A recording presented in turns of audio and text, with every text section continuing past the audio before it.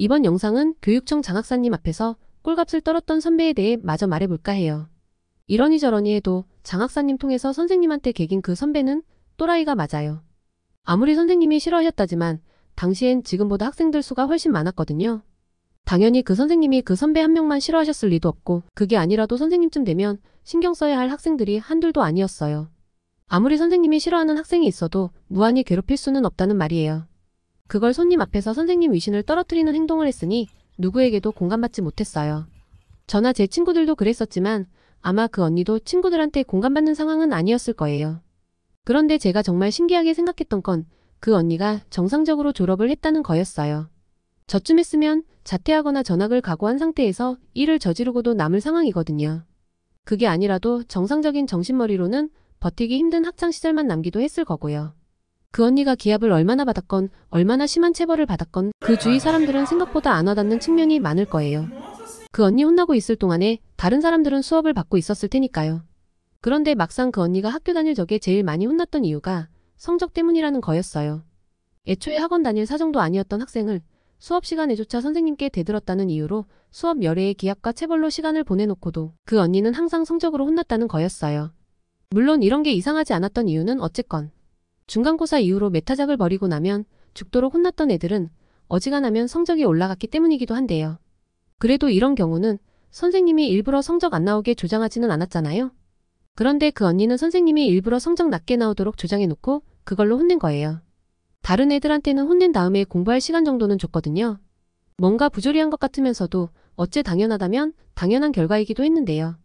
당시 밉상인 그 언니가 계속 선생님에게 괴롭힘 당했던 이유는 따로 있었어요. 그 이유는 바로 그 언니의 성적 때문이었대요. 당시 그 언니 성적이 그렇게까지 좋지는 않았다고 들었는데요.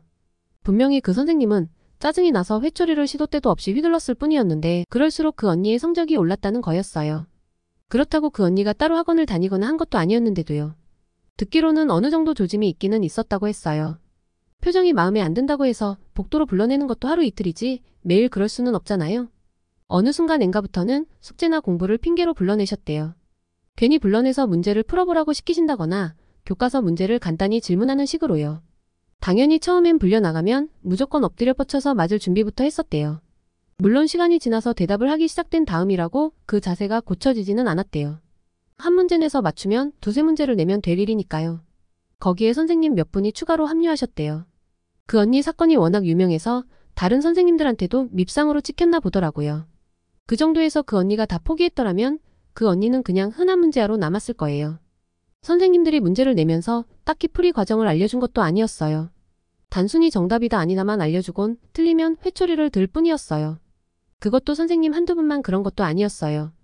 그런데 단지 그것만으로도 성적이 오른 걸 선생님들이 기뻐했던 걸 생각하면 선생님들도 그 언니 성적이 올라가는 건 별로 기대하지 않았나 보더라고요. 그래서 더 심하게 조지셨대요.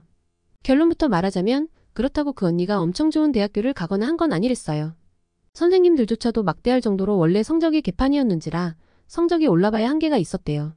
그래도 처음엔 졸업 후 공장을 알아보던 단계에서 무난히 4년제 대학을 갈 정도가 되니 선생님들도 그 언니의 예시를 들면서 몽둥이를 드는 경우가 많았었어요. 그러니까 너희들도 선생님들이 때려주면 감사해 하며 칠판을 짚으라고 하셨어요. 선생님 한두 분이 그런 말 하신 것도 아니셨고 졸업했던 언니들도 그런 선배가 있었다고 말하는 걸 보면 아예 거짓말은 아닌 것 같았어요. 그렇다고 야자 시간에 두 명이 떠들고 있는 걸 안 말린 너희들의 공동 책임이라며 반 전체가 책상 뒤로 밀고 한 명씩 나와서 칠판 짚으라는 선생님이 안 미웠다는 건 아니에요. 그럼 이번 이야기는 여기까지만 할게요. 더 재미있는 이야기를 듣고 싶으신 분들은 좋아요 한 번씩만 체크해 주시고요. 황당하거나 재미있는 소재가 있으신 분들은 댓글로 제보 부탁드릴게요. 아마 친구들한테 들은 것처럼 친근하게 이야기를 풀어드릴게요.